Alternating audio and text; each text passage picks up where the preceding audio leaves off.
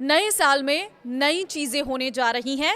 नए साल में सेंट्रल गवर्नमेंट के कर्मचारियों की सैलरी और रिटायर्ड लोगों की पेंशन बढ़ सकती है। 1 जनवरी से सीएनजी और घरेलू पीएनजी के दाम में 2 से 3 रुपये तक कमी आएगी और कई बचत योजनाओं पर ब्याज भी घट सकता है। इसके अलावा 12 लाख की कमाई टैक्स फ्री हो जाएगी। 2026 में होने वाले 7 बड़े बदलाव आज मैं आपको इस वीडियो में बताऊंगी। नमस्कार, मैं हूं आपके साथ ममता तिवारी। आप देख रहे हैं न्यूज़ 18 का डिजिटल प्लेटफॉर्म। सबसे पहले सबसे बड़ा बदलाव जिसका इंतजार सभी कर्मचारियों को है वो है 8वें वेतन आयोग से बढ़ सकती है सैलरी। केंद्र सरकार ने 8वां वेतन आयोग लागू करने का ऐलान किया है। अभी टाइमलाइन नहीं बताई गई है, लेकिन ऐसा माना जा रहा है ये जनवरी 2026 से लागू हो सकता है। सरकार का कहना है कि इसका मकसद केंद्रीय कर्मचारियों की सैलरी, पेंशन, अलाउंस को रिवाइज करना है। इससे कर्मचारियों को मिलने वाली रकम बढ़ेगी।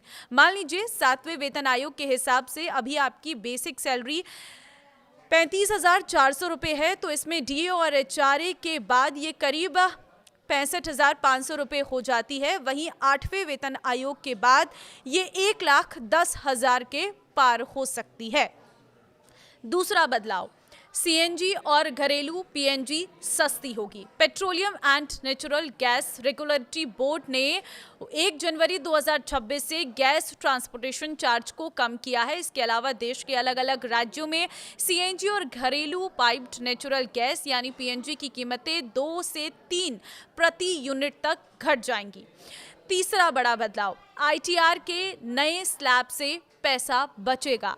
साल 2025-26 के लिए न्यू टैक्स रिजीम के तहत आईटीआर फाइल करने पर अब 12 लाख रुपए तक की कमाई पर कोई टैक्स नहीं देना होगा।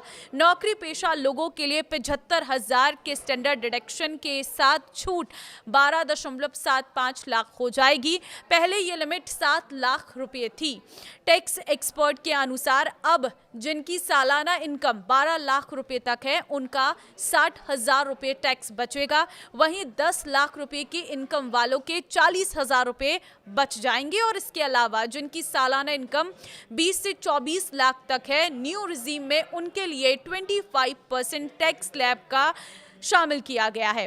इससे पहले 15 लाख से ऊपर की आय पर 30% टैक्स देना होता था। इससे मध्यम और उच्च मध्यम वर्ग को टैक्स में बचत होगी। चौथा बदलाव है स्मॉल सेविंग स्कीम के ब्याज में कटौती। 31 दिसंबर तक स्मॉल सेविंग स्कीम की ब्याज दरों में कटौती का ऐलान हो सकता है। Reserve bank of India RBI ने रेपो रेट 25 बेसिस पॉइंट घटाकर 5.25% कर दिया। ऐसे में सरकारी बचत योजनाओं की दरें भी कम होने का अनुमान लगाया जा रहा है।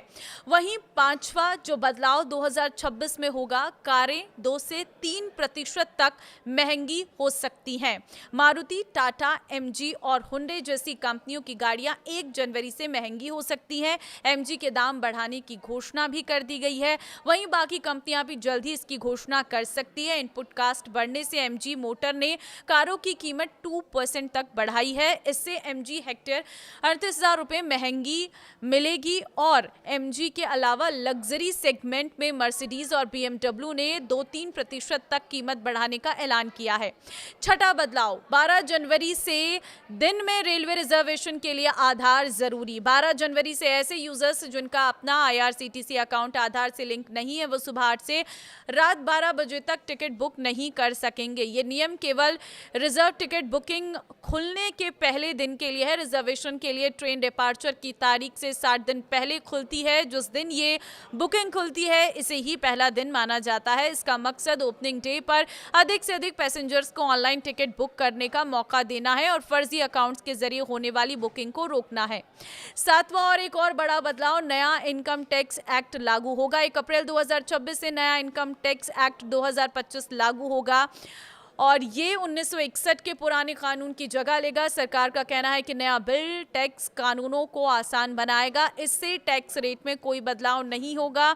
नए इनकम टैक्स बिल की 4 बड़ी बातें जान लीजिए। पहली बात तो यह है कि इनकम टैक्स बिल में असेसमेंट ईयर को टैक्स ईयर से रिप्लेस किया गया है। बिल के पन्ने 800 23 से घटाकर 622 रह गई हैं। हालांकि चैप्टर्स की संख्या 23 ही है। सेक्शन 298 से बढ़ाकर 536 कर दिए गए हैं और शेड्यूल्स भी 14 से बढ़कर 16 हो गए हैं। क्रिप्टो एसेट्स को अनडिस्क्लोज्ड इनकम के तहत गिना जाएगा। जैसे अभी नकदी, बुलियन और ज्वेलरी को शामिल किया जाता है। ऐसा इसलिए किया गया है ताकि डिजिटल ट्रांजैक्शन को भी पारदर्शी और कानूनी तरीके से कंट्रोल किया जा सके। बिल में टैक्स पेयर्स चार्टर को शामिल किया गया है, जो टैक्स पेयर्स के अधिकारियों को प्रोजेक्ट करेगा और टैक्स प्रशासन को ज्यादा ट्रांसपेरेंट बनाएगा। ये चार्टर टैक्स पेयर्स के हितों की रक्षा करने के साथ टैक्स अधिकारियों के अधिकारों और जिम्मेदारों को भी साफ करेगा। सैलरी से संबंधित कटौतियां जैसे कि स्टैंडर्ड डिडक्शन, ग्रेचुइटी और लीव एनकैशमेंट को अब एक ही जगह पर लिस्ट कर दिया गया है। पुराने कानून में मौजूद मुश्किल